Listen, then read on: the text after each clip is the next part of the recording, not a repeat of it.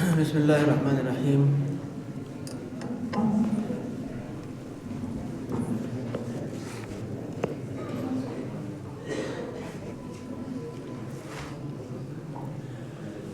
نحمدہ ونصلی علی رسولہ الکریم، اما بعد۔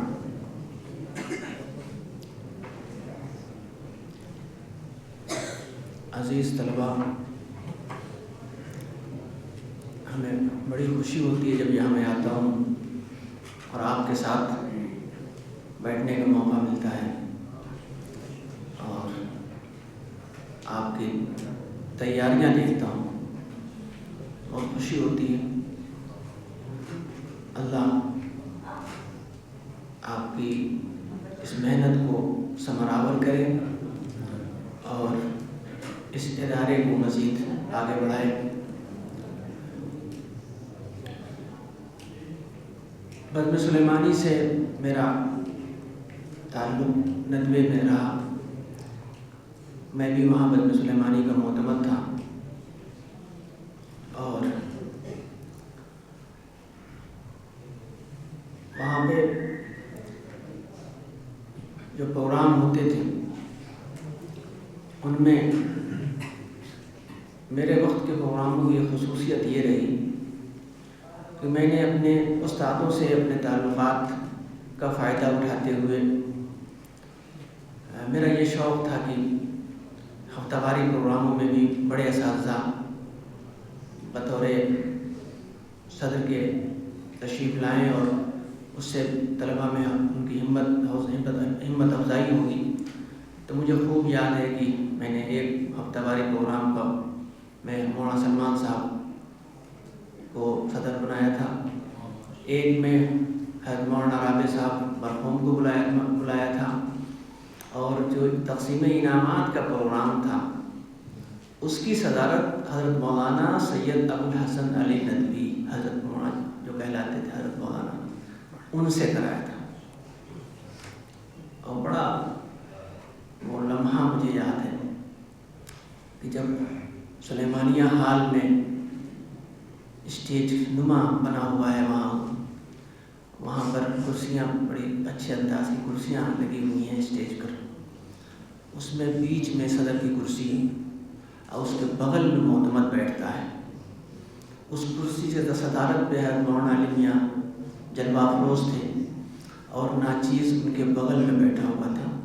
اور برابر ایک ہی شکل کی سب کرسیاں وہاں ہیں، اب پتہ نہیں اب ہیں کہ نہیں ہیں، لیکن اس وقت سب کرسیاں ایک ہی انداز کی تھیں، بڑی نازک انداز کی تراشی ہوئی کرسیاں۔ تو اس میں صدر حضرت مولانا علی میاں صاحب بیچ میں تشریف فرما تھے اور میں ان کے پہلو میں تھا، دوسری طرف مولانا رابع صاحب تھے، اور جب حضرت مولانا علی میاں صاحب جب کبھی آتے تھے وہاں ہال میں کسی بھی پروگرام میں تو تمام اساتذہ پھر آتے تھے، اور دونوں طرف کرسیاں لگی ہوئی ادھر اور سائڈ میں، اوپر اسٹیج کے اوپر جو اور بڑے اساتذہ ہوتے وہ ان پر بیٹھتے، اور پھر آگے جو سامنے کی کرسیاں تھیں بنا ہتھے کی تھیں وہ سب، تو ان پر لکڑی کی ان پہ، اور جو بچ جاتے نیچے کا اساتذہ وہ بیٹھتے تھے، یہ ترتیب ہوا کرتی تھی۔ وہ منظر مجھے آج بھی یاد آتا ہے اور بڑا رشک ہوتا ہے اس منظر پر، اور اللہ کی ایک سمجھیے میں اپنے لیے ایک نعمت سمجھتا ہوں، بس یہ رہ گئی، یہ جو حسرت رہ گئی کہ وہ اس کی عکاسی نہیں ہو پائی، تصویر نہیں لی جا سکی، اور میں نے فوری طور پہ کوشش بھی کی لیکن کامیابی بھی نہیں ملی۔ اس وقت موبائل کا دور تھا ہی نہیں، موبائل کا تو کہیں وجود ہی نہیں تھا، البتہ ملیشیا کے لڑکے سب تھے وہ رکھتے تھے سب موبائل وہ کیمرے، میں نے فوری طور پر ایک کو بھیجا لیکن وہ نہیں مل پایا۔ تو یہ اس وجہ سے میرا بڑا پرانا تعلق رہا ہے، میں لکھتا تھا اور لکھنے میں بہت زور قلم کی طاقت لگاتا تھا، بہت اچھا سنوارتا تھا، اور اس کا فائدہ مجھے یہ ملا کہ ایک وقت آیا کہ جب ندوے میں مقابلوں کا اعلان ہوتا تھا تو میرے پاس تقریریں لکھوانے والوں کی لائن لگ جاتی تھی، اور میں کوئی اپنی تعریف نہیں کر رہا ہوں، میں بتا رہا ہوں کہ یہ چیزیں ممکن ہیں، اور کبھی کبھی معلوم ہے ایک موضوع پر کئی لڑکے آ گئے تو میں کہتا چل لے آؤ کاپی قلم لے کے فلاں ٹائم آ جانا، بس وہیں بیٹھتا اور 5 5-7-10 मिनट में 5 मिनट की तकरीर 2-2.5 सफ़े की वहीं सर तक लिखते उनको लिख के हवाले कर देता। फिर पता चला उसी मौजूद पर दूसरे का है, उनको एक नए अंदाज से उठाया और फिर उनकी तकरीर लिख डाली। तो मैं इस तरह से इसमें इतनी मुझे महारत हो गई थी लिखने की वजह से। जब खूब आप लिखिएगा तो ये कैफियत एक वक्त आ जाता है। तो मैं इस तरह से उर्दू की भी तकरीरें बहुत लिखता था और अरबी की भी तकरीरें बहुत लिखता था। तो अभी थोड़े दिन पहले मैं अपने कंप्यूटर में देख रहा था, वो उस वक्त बाद में कुछ तकरीरें जब कंप्यूटर आया है और मैंने कंप्यूटर से बहुत से लिखना शुरू किया तो कई चीज़ें महफूज हैं। तकरीबन 10-11 तकरीरें हैं जो मौजूद हैं और मैं इसको पढ़ रहा था तो मुझे हैरत होती थी कि मैं इतना अच्छा लिखता था। और मैंने सोचा कि यार इन तकरीरों को मैं इकट्ठा करके और कुछ और इसमें इजाफा करके और शाये करवा दूँ तो एक अच्छी चीज़ जमा हो जाएगी। तो ये चीज़ जो है लिखने से होता है और कलम का जो धनी होता है वो फिर इम्तिहान में कॉपियाँ लिखने में भी महारत उसकी होती है। आपको खूब याद है लेकिन तहरीर में ताकत नहीं, कंट्रोल नहीं है आपको, तो आप जो है कॉपी अपनी इम्तिहान की बहुत अच्छी नहीं लिख पाएंगे। लेकिन आप सब याद होने के बावजूद भी आपका कलम फिसलेगा, कहाँ से शुरू करें, कहाँ ख़त्म करें, कहाँ से उठाएं, इसमें गड़बड़ कर जाएंगे। और अगर कोई लिखने का माहिर है तो वो कम भी याद होगा तो अल्फाज की सिलवटों में उड़ा देगा गलतियों को और अच्छी चीज़ पेश कर देगा, मुंतहिन उससे खुश हो जाएगा। अब नीचे दर्जा नदवी कापियाँ तो बहुत हल्की, यूनिवर्सिटी में जाइएगा 35-35 सफ़े के कापियाँ होती हैं, बड़े बड़े पन्ने होते हैं उनके, पूरा उसमें बहुत लिखना पड़ता है। तो वो उसमें अगर आपका कलम रवा है तो आप लिखते रहिए, लिखते जाइए, कलम रुकेगा नहीं आपका। मज़ामीन की जो है एक तरह से आप आमद होगी, दिमाग में आता जाएगा, बस आपको कलम चलाना है, बकिया ऑटोमेटिक खुद ब खुद दिमाग में आएगा। लेकिन कब? जब आपने लिखने की मशक की होगी। और अगर नहीं की है मशक, आप बैठेंगे लिखने, आधे सफ़े के बाद सब खत्म हो जाएगा, पता नहीं आप क्या लिखे, बचा ही नहीं कुछ, सब आगे कुछ समझ में नहीं आएगा। लेकिन जब लिखना शुरू करेंगे, लिखते रहें, किसी मौजू पर लिखें अब फाड़ दें, लिख के नहीं कि अब लिखत छपे तभी आपको वो जो है समझेगा, नहीं, लिखिए अब फाड़ दीजिए, एक सफ़ा लिखिए, किसी मौजू पर लिखिए। अब यही बस में आपके प्रोग्राम हो रहा है, आप रोज़ शौक़ अगर आपके है रोज़ इसका एक तासुरात लिखिए, शाम को बैठिए तो आज प्रोग्राम में फलां सी सदारत हुई, फला हकम थे, बच्चों ने प्रोग्राम पेश किया, उसमें सुलेमानी का मुकाबला था, कुछ बहुत अच्छे प्रोग्राम बहुत अच्छा पेश किया कुछ बच्चों ने, कुछ बहुत कमज़ोर दिखे, हमको भी शौक़ हुआ था कि मैं भी और अच्छा पेश करता या मैं भी मुकाबले में हिस्सा लूँगा। और असातिज़ा भी वहाँ मौजूद थे और जो है मौसम भी अच्छा था, बारिश कोहरा सुबह देखा गया, बाद में कोहरा छट गया, अच्छी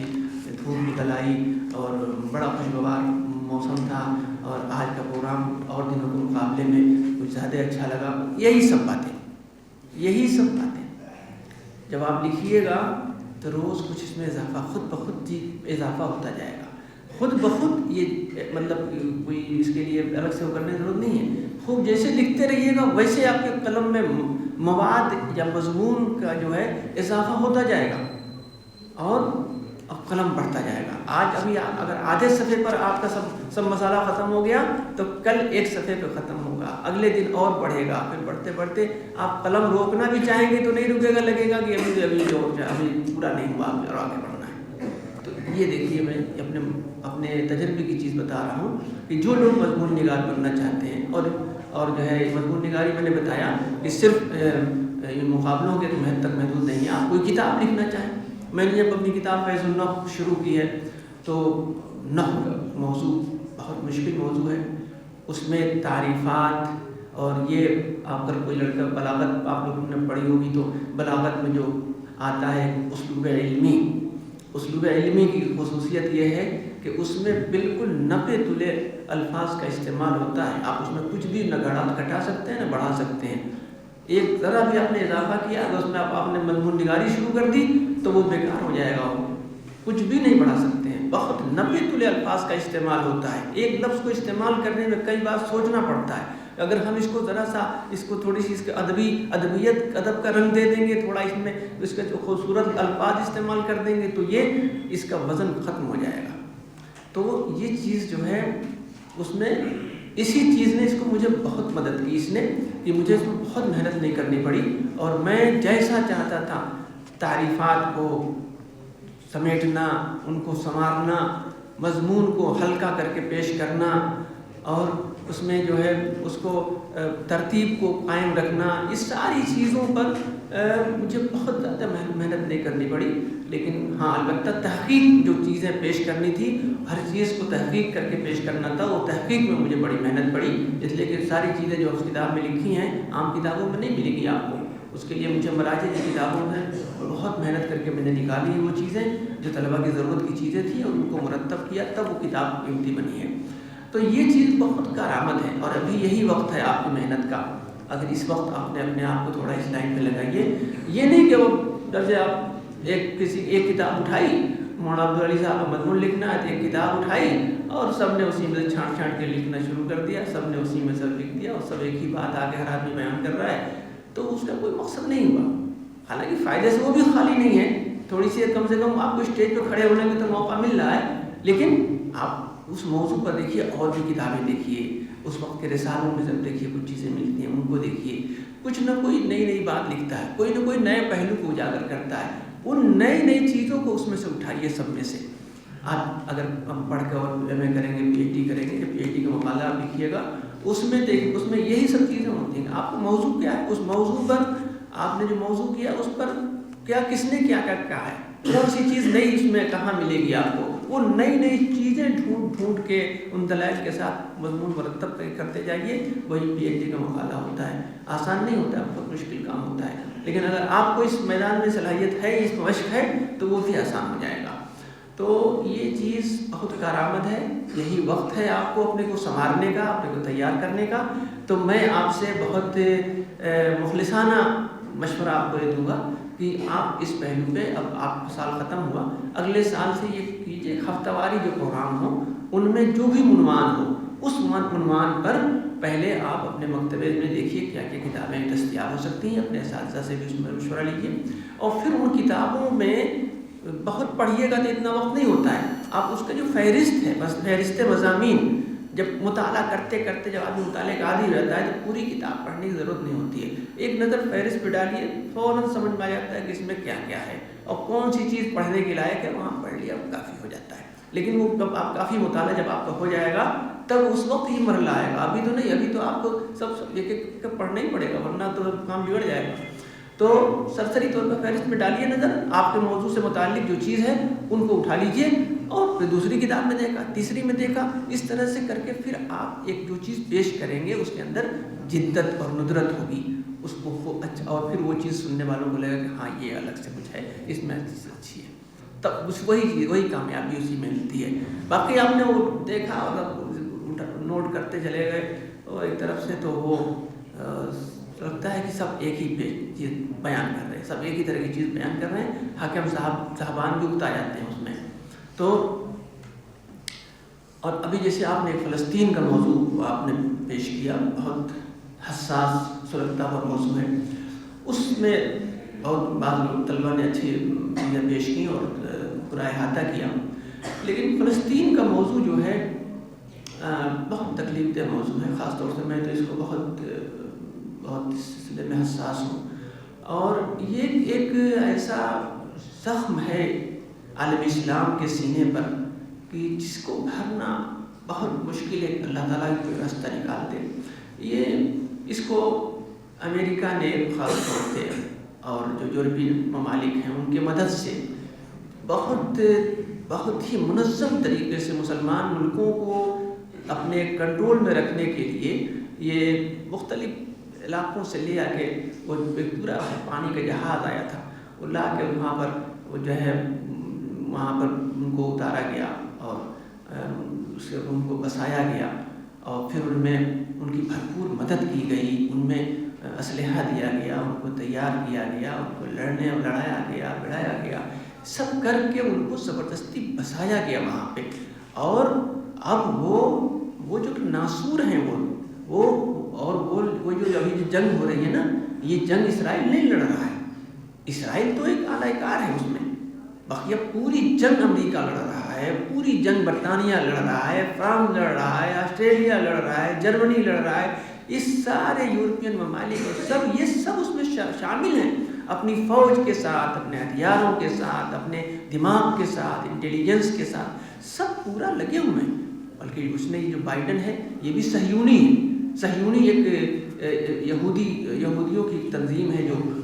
ایک بڑے اسرائیل مملکت کے قیام کی جس کی سوچ ہے اور بڑی گندی اس کی سوچ ہے۔ تو اس میں ابھی ہمیں پتہ چلا کہ یہ صہیونی ہونے کے لیے کوئی ضروری نہیں کہ وہ یہودی ہو۔ بائیڈن جو ہے ابھی جو جا رہا ختم ہو رہا ہے اس کا، یہ خود اپنے منہ سے کہا، میں نے خود سنا اس کو کہتے ہوئے الجزیرہ پر کہ میں بھی صہیونی ہوں۔ اور تو جب وہ جیسے کہ RSS کا آدمی ہونے کے لیے ضروری نہیں ہے کہ براہمن ہو، دلت بھی ہو سکتا ہے، کسی اور مذہب کا بدھ بھی ہو سکتا ہے، سکھ بھی RSS کا ممبر ہو سکتا ہے، اسی طرح سے یہاں یہ جو صہیونی گندی سوچ ہے اس کے یہ ممبر ہیں۔ اور اتفاق یہ رہا کہ اس موقع پر یہی صدر رہا، اس نے کھل کے ننگئی کے ساتھ سپورٹ کیا، پورا کہا کہ وہ اسرائیل کو دفاع کا حق ہے۔ تو وہ اس نام پر انہوں نے پوری پلاننگ کی، پوری طاقت مہیا، اسرائیل کا دم نہیں تھا کہ اتنی طاقت اس کے بعد ایک مہینہ سال بھر سے زیادہ جنگ لڑتا رہے، یہ سارا ذخیرہ وہاں سے آ رہا ہے، جہازوں سے سارا ہتھیار آ رہا ہے، جتنے یہ بم گرا رہے ہیں جو بلڈنگوں کو توڑ کے نیچے تک جاتے ہیں، بھاری وزن کے بم، یہ سب امریکن بم ہیں اور سب وہاں سے استعمال کر رہے ہیں یہ لوگ، امریکن فوجی اس میں شامل ہیں سب۔ ان کا کیا مقصد تھا کہ ان کو ایک ایسی جگہ یہاں پر ایک ایسا کینسر کے جراثیم یہاں ڈال دو مملکت اسلام ممالک کے بیچ میں کہ اس کے ذریعے سے ہم سب کو ٹھکائی کرتے رہیں گے، سب کو قابو میں رکھیں گے، سب ہمارے محتاج رہیں گے، اسی پر یہ لوگ عمل کر رہے ہیں۔ اور یہی حالت ہے، اس نے پورے عالم اسلام کو، ایک تو ان لوگوں نے سب یہ کیا کہ پورے عالم اسلام کے جو حکمراں ہیں وہ تقریباً سبھی کے سب اطلاع معدود ہے، وہ سب انہی مغربی ممالک کے ایجنٹ ہیں۔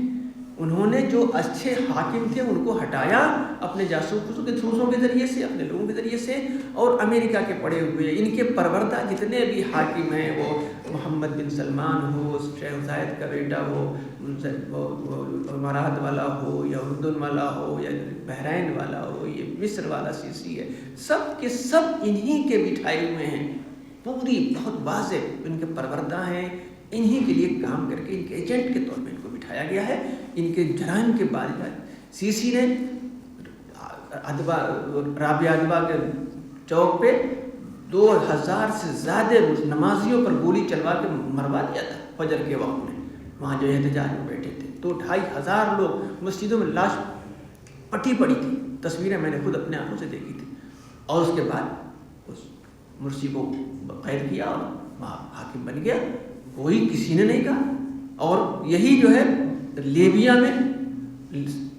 میں قذافی نے جو ہے وہ ایک علاقے پہ جو بنغازی کا علاقہ کہلاتا ہے، وہاں پر کچھ زیادتی ہو گئی تھی سرکاری فوجی لوگوں کے ذریعے سے، کسی کچھ پر لوگ مر گئے تھے، تو ان کی حمایت میں فرانس چلا آیا اور جتنے یہ سب گنڈے ہیں سب آ گئے اور سب حملہ کیا اور وہ جو ہے قذافی کو مارا۔ اور یہی تو کہتے تھے کہ اپنے رعایا پر اس نے ظلم کیا ہے، 60 لوگ مر گئے ہیں، رعایا پر ظلم کیا،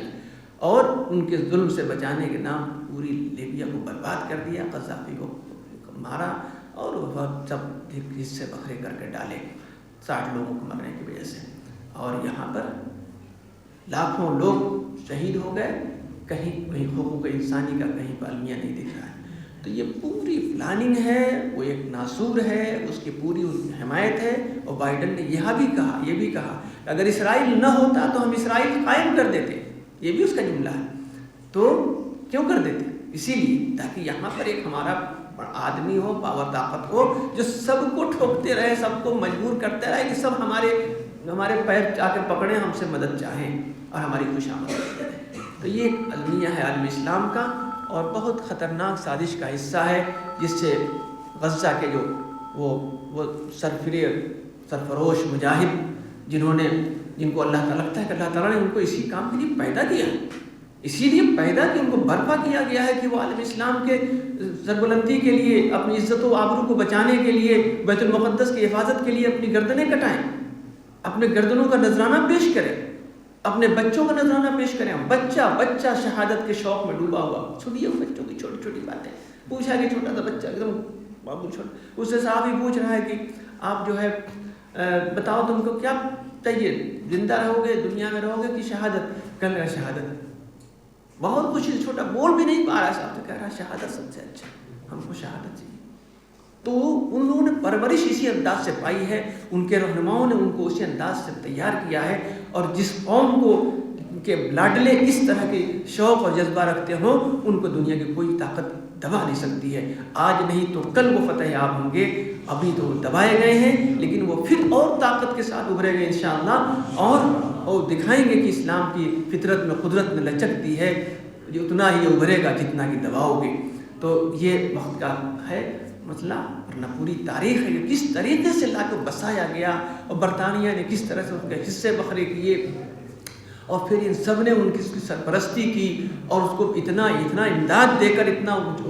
بڑھایا ہے کہ وہ کہیں اس کا اور کسی کا کہیں تصور نہیں ہے. تو یہ ایک فتنہ ہے، سب کی ان کی حمایت ہے. اور عالم اسلام میں جو ایجنٹ بیٹھے ہیں، یہ ایک پتھر پھینکنے کو تیار نہیں، اسرائیل سے محبت کے گلے لگنے کے لیے بے قرار ہے.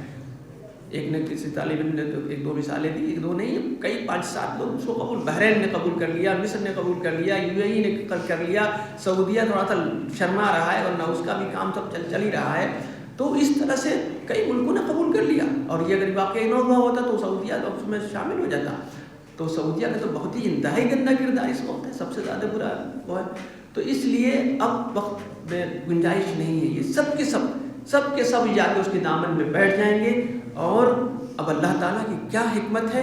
وہ ہو سکتا ہے کہ کوئی نئی شکل پیدا کرے گا، اور نئے انداز سے کچھ لوگ آئیں گے سامنے کہ جو اس تاریخ کو دوبارہ دہرائیں گے اور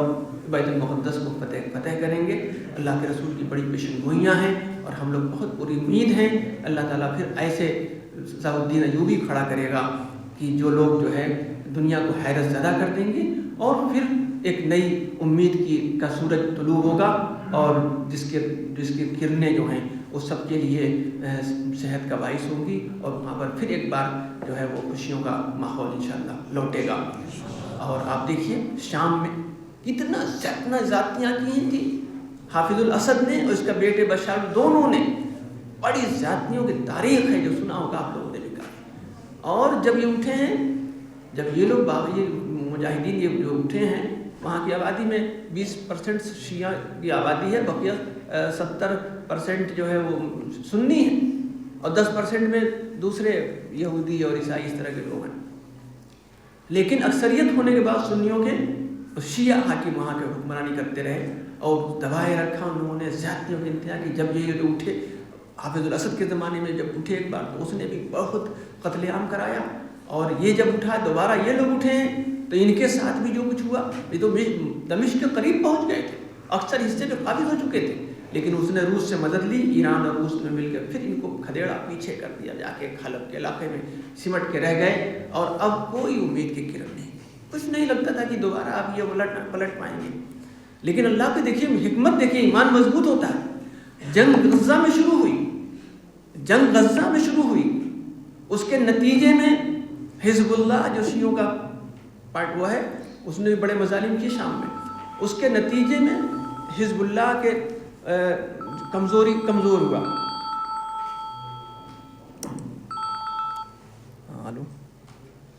ہلو ہاں جی بتائیں کہاں پہ ہیں آپ؟ وہاں گھر پہ پہنچ گئے ہیں. ڈسٹرب ہو گیا، ضروری بات تھی. تو غزہ میں جنگ ہوئی، اور اس کے نتیجے میں حزب اللہ اس میں الجھا، اسی میں ایران الجھا، اور ادھر جو ہے یوکرین کی جنگ میں روس الجھا. ایسا الجھایا گیا ہے، ایسے الجھے ہیں یہ لوگ کہ اب ان کی سکت نہیں رہ گئی. اور اس موقع پر ادھر سے ترکی کی حمایت سے وہ چھوٹا سا گروہ تھا، حیات التحریر کا چھوٹا سا گروہ تھا، بہت اس کے پاس طاقت نہیں تھی، وہ اس کو موقع فراہم کیا اللہ پاک نے، اور وہ نکلا ہے اور فتح کرتا ہوا چلا گیا پورے شام پر اس کا گھس گیا. تو اللہ کی حکمت کو کوئی نہیں جانتا ہے. قربانیاں دی اہل غزہ نے، اور نتیجے میں ان کی حمایت میں حزب اللہ کھڑا ہوا، وہ مارا گیا. ان کی حمایت میں ایران کھڑا ہوا، وہ بھی مارا گیا. اور سب کچھ ہوتا رہا، اور آخر میں دیکھیے وہ وہاں پر وہ سرخرو ہوئے، بڑی قربانیاں ہوتی ہیں. تو یہ اللہ کی حکمت ہے، ایمان تازہ ہوتا ہے. اسی میں اکتفا کرتا ہوں. اللہ تعالیٰ آپ کو مزید کامیابیوں سے سرفراز کرے.